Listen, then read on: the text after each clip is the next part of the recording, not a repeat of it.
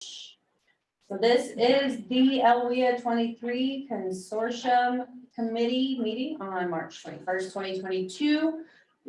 As I said, we are recording, so be mindful of what comes across your microphone and your cameras. Remain muted when you're not speaking. And with that, we are, according to one of my clocks, we're at 11 o'clock. So I will turn it over to Kevin. All right, thank you. Thank you all for coming today. Can I have a roll call, please? Casey Bergholzer. Here. Kevin Bushner. Present. Adam Flack. No Adam. Stacy Parr. I'm here. Nancy Purdy. Here. Pat Click. Laura Jennings. Here. Melissa McGlone.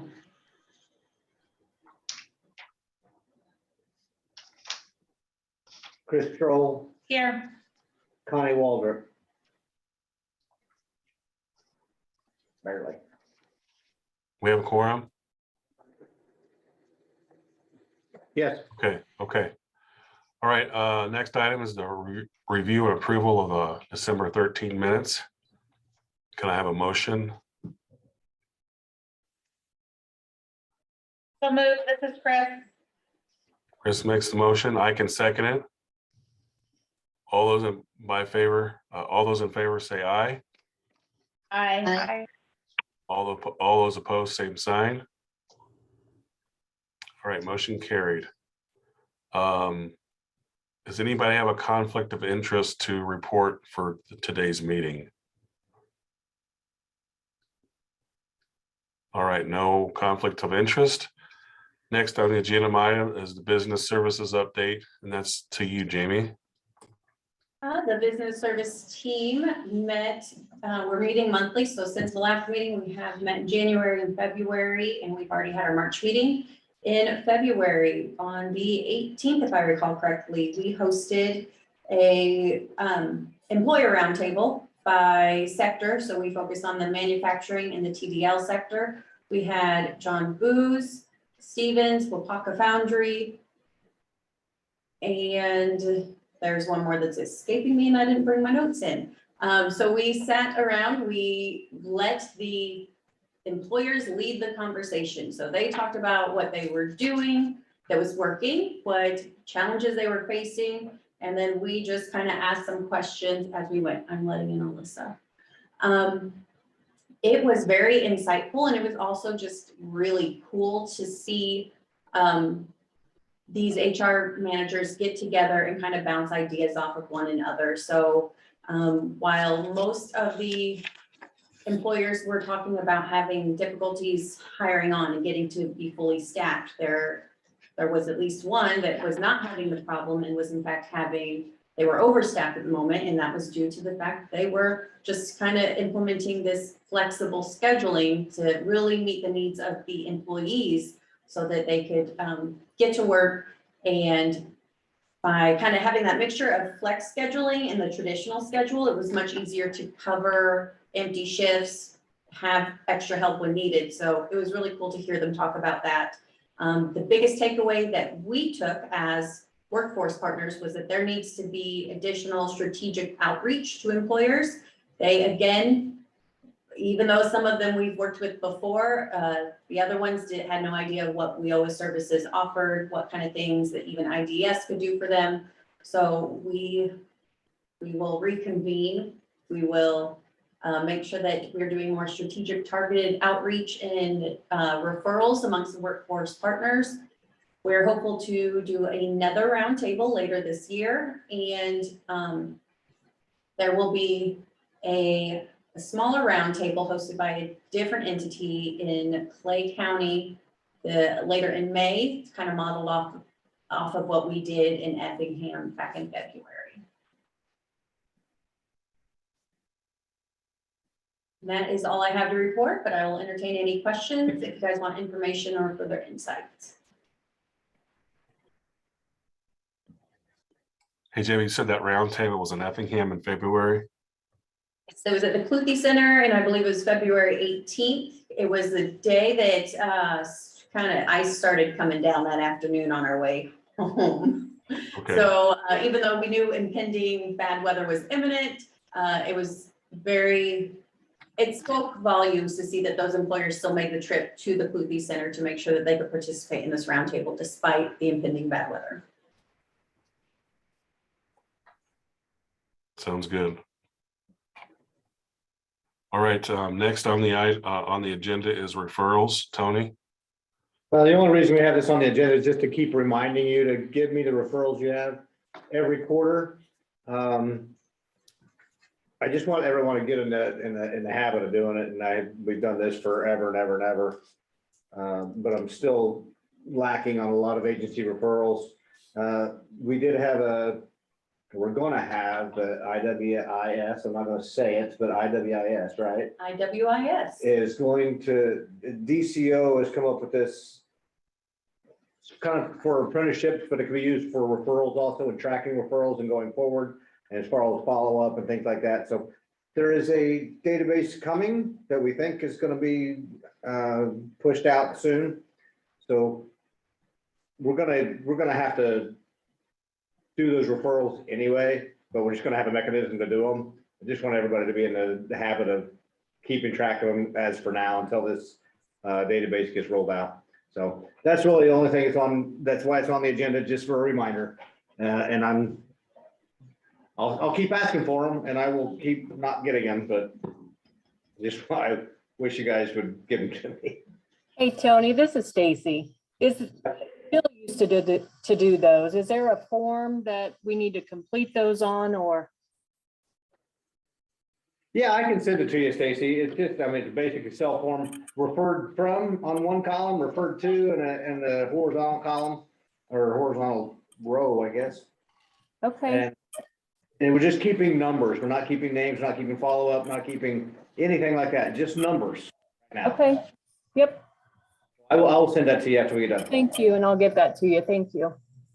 Hey, Tony, do you know anything about the database? Is it gonna just be a database, or is it something that's where we're gonna actually put a customer's name in and it's gonna refer, and the partner receiving it's gonna have to look at it, or?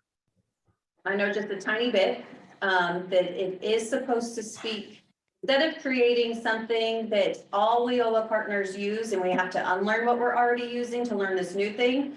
Instead, the state is approaching it as something that can talk to all the other systems. I don't know exactly what that looks like yet. At our next business service team meeting, we will have Patty Schnorr do an overview, a demonstration of what this IWIS system should look like, maybe a little bit on how to use it. But if you are interested, I can definitely make sure you have a link to our business service team meeting and you can come in and take a look at it, or I can see if Patty has anything recorded that she'd like to share with other partners, or potentially we can get her on one of these meetings in the future. Yeah, I think it'd be good to get her on one of these meetings in the future if, when it gets closer to that time, if they're gonna roll it out.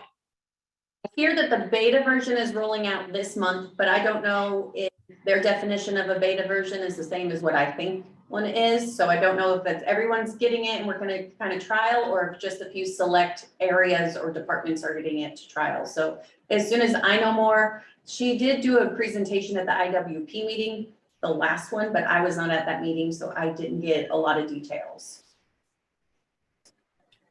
But it's soon enough to where she's already out there doing presentations to workforce.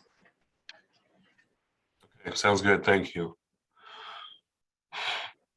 Tony, the MOU billings. And trespass for adult. Okay.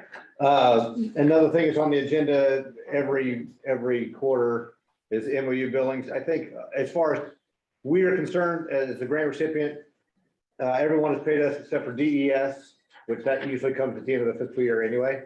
And Kaskaskia College, we believe it might be Title II or Perkins. Not sure, Joy. You might want to check on it. We'll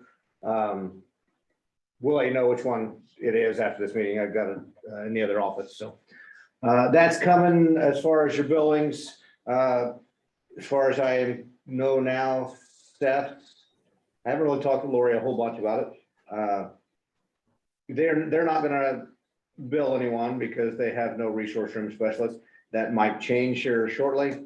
And really, that's all I got about the MOU billings. DES should be billing everyone twice a year. So if you're not getting any bills from DES or you haven't sent them, they got lost in the mail, whatever, let me know and I'll get a hold of Jill and we'll try to figure that out. Really, that's all I have for the MOU billing. So it kind of just goes into the next year, the next item of the MOU budget. Last month, we approved the budget for PY22. It was a little bit, it increased just a little bit. DES increased their numbers by 10%, but that's just in the budget. And if you remember last year, none of the actual costs came out to be budget, their budget items. So they did put in there the security guards. Talking to Jill, we have no idea if they're going to be there come July or if the building's going to be open. The conversation really hasn't been had about the building being open, but just a lot of uncertainties with those things. So that's about it. I mean, we got I sent in all the paperwork on your guys' behalf to the state Friday. So we're on track to get everything turned into DCO that we need to. So if there's no questions about the MOU budget or about the MOU billings, I want to move forward with one more thing real quick. It's concerning the MOU. So any questions at all before I move on? Okay, so I sent out a couple weeks ago or maybe last week, I need everyone's signature for the MOU on the cover, on the signature pages. I am missing quite a few and I realize the DES is probably not going to get it until the very end of this fiscal year, but I'm just going to read them off, and this is not to hammer anybody for not getting it, just a reminder. Title II, I need IECC and KC.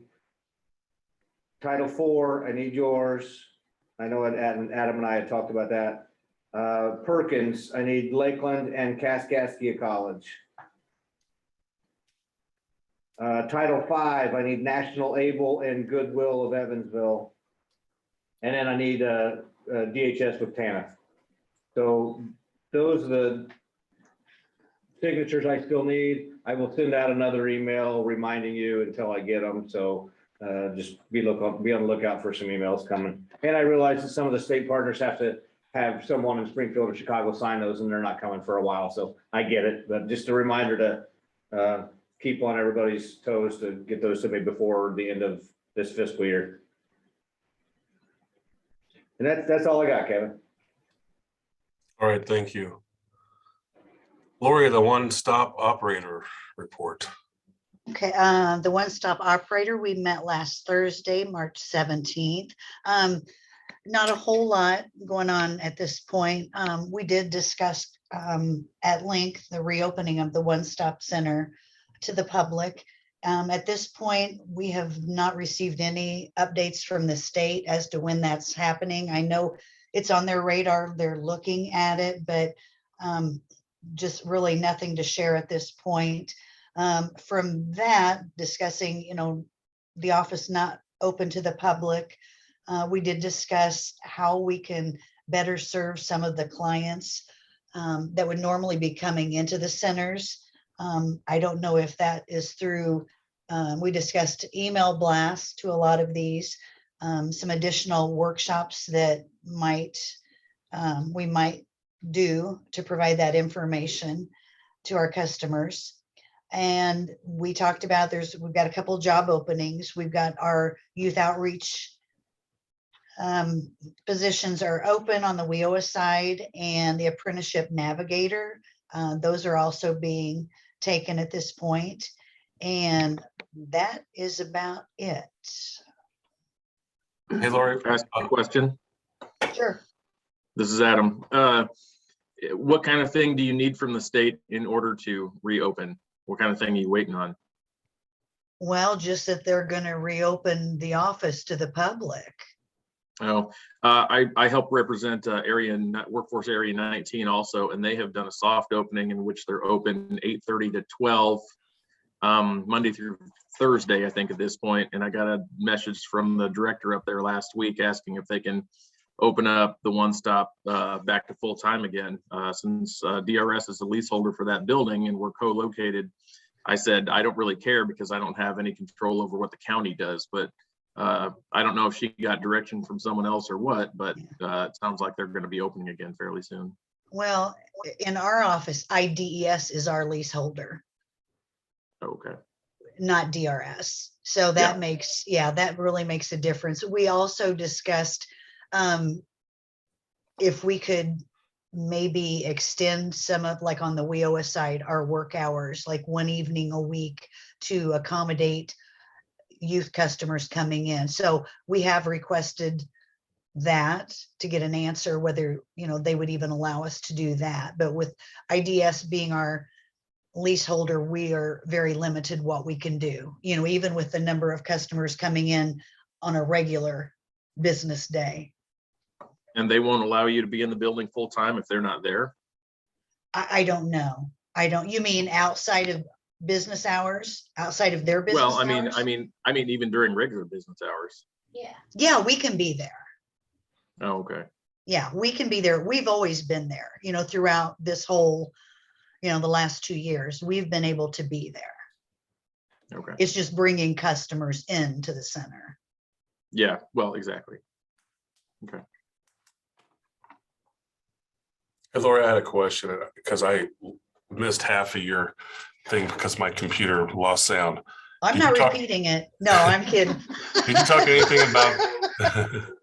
Did you talk about anything about the RFP at all, or is that something Tony's going to talk about? We did submit that in January, our RFP, and I assume we're going to hear at the board meeting once action is taken on that.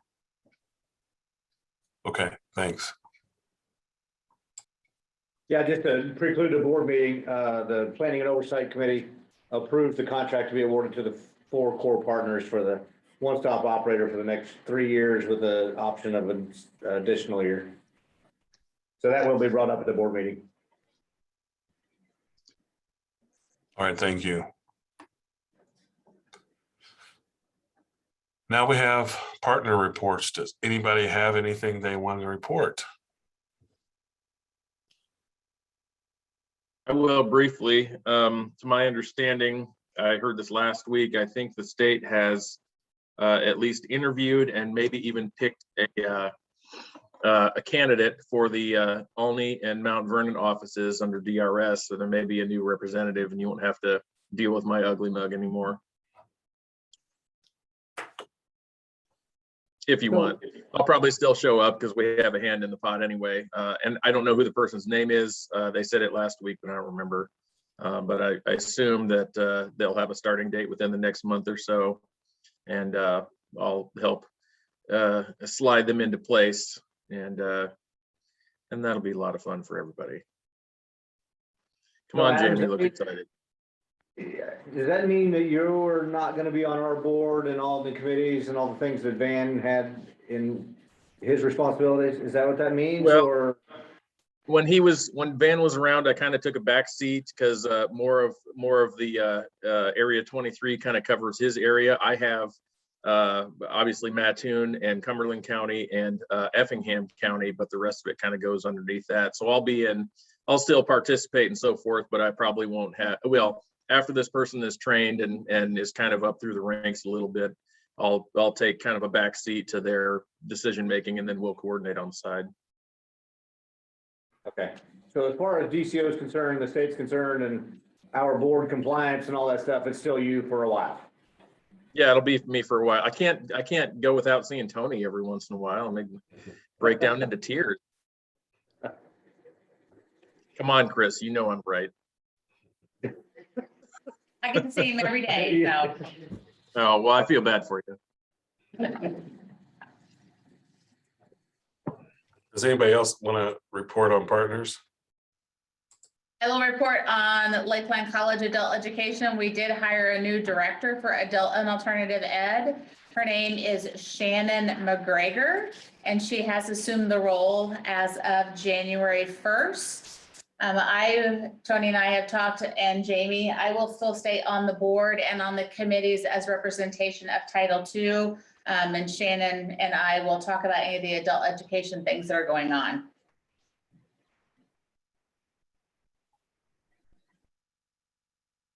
Anybody else want to report? Kevin, I will. On workforce side, we are getting ready for summer semester already. So we're starting to take applications. Well, it'll be the end of April, beginning of May, but people can start that process. If they go to the CEF's website, we've got an online application to start that process. And also youth, we're still heavily recruiting youth in the area. So every meeting, you're going to hear me talk about youth. Yeah, I'll just report a little bit on the CSBG side, just to let everybody know we do have, money available for people needing help with utility assistance. So, gas, electric. We'll be taking applications, I think, through the end of May. So get them, we got plenty of money, so send them on down. We also have money to help with water. So if people have needs on back bills on water, we can help with that. So please send them our way.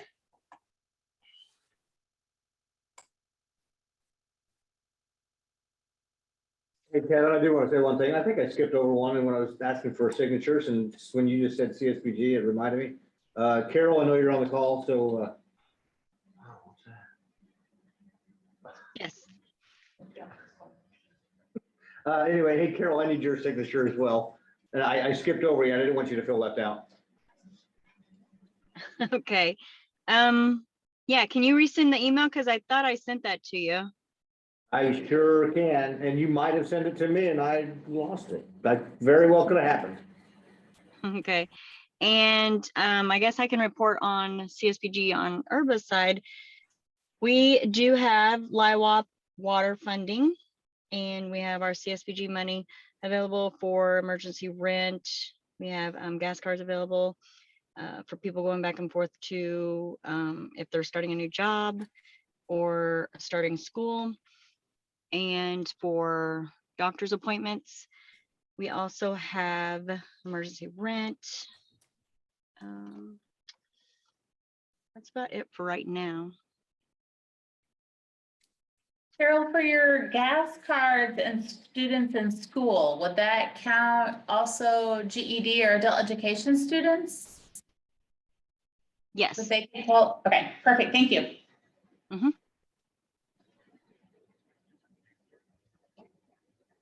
Hi, this is Connie from DHS TANF, and just wanted to let everyone know that our emergency COVID allotment for SNAP is continuing indefinitely. We haven't gotten an end to that yet.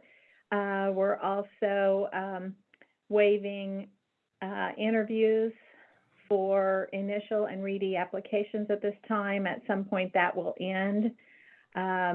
If anyone needs to verify their benefits, they can go to the ABE portal, abe.illinois.gov, and establish a Manage My Case, and they can reprint their notices.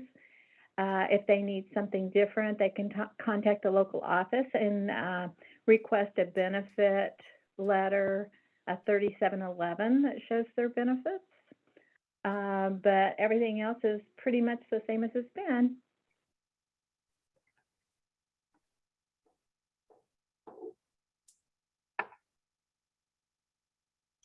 This is Stacy for Title V National Able.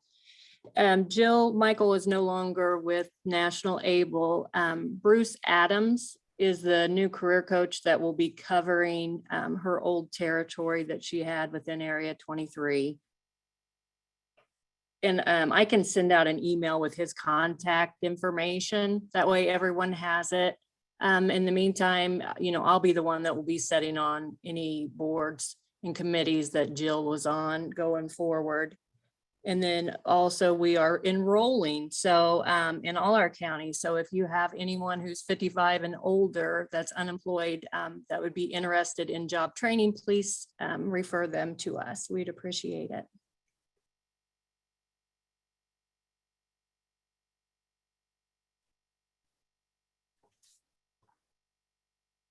Any other partner reports?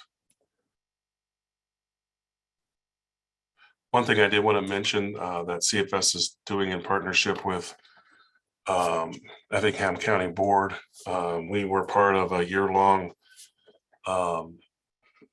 committee on childcare that was not associated with the county board, and we talked the county into having their own ad hoc committee on childcare in Effingham County, and CFS is part of that. So we're hoping to come up with some real strategies in Effingham County for childcare because a lot of people aren't working because of the lack of childcare. So we're hoping some solutions can be developed through this committee and increase childcare options for families in Effingham County. So I did want to report that. Any other old business or new business? Any public A comments? reminder about the summit coming up on April 28th and 29th, that's right, dates, Jamie? There is the WIOA Summit. We haven't got to meet in person for at least 2 years. And that is, registration is open, and I'm going in person, so I can hardly wait. What are the You dates? said 'Cause I did- registration is open? I tried to register last week and it wouldn't let me go to the registration page. So I had to email them to see if they would let me get in another way, because I couldn't register on the website.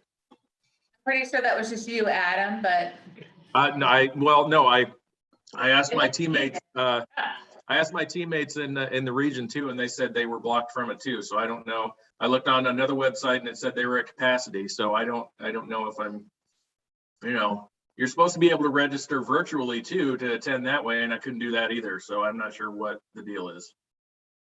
well, I registered maybe Wednesday. You and I talked about it Wednesday or Thursday last week and didn't seem to have any trouble and got a hotel room. So, Well, I got the hotel room first and then I couldn't register for the event. So I'm not sure what is going on at this point. I guess you can Zoom from the hotel It's room. gonna be a long day in the hotel room. That's okay. That's fine. I won't have to Try get dressed again, up. Adam. Try again, because Okay. I registered virtually. So it let me right Would it- in. Would it matter the internet platform I'm using? Because I tried using Microsoft Edge and Google Chrome and stuff too, and I couldn't do that. I thought it was just Internet Explorer. Not that I know of. I would try it again. Okay. Okay, I'll try today. What are those dates? 28th and April 20th. 28th and 29th. Okay, well, where is it at? Because I must not got an email on that. In Maybe the I- luxurious Marriott in Bloomington. Okay, I'll be sharing the link at the board meeting too, and I think I had a link in the last newsletter that went out, but the next Okay. email will be in there too. But if they're filling up fast, maybe you want to check it out sooner. all right, any other comments? All right, just need a motion to adjourn. So moved. This is Chris. Need a second? This is- This is Carol. I'll All right. second. All right, thanks everybody for attending. Thank you. We will see you at those of you who are going to the board meeting, that will be on a different meeting meeting room, and we will start at noon. Thank you all. Thanks.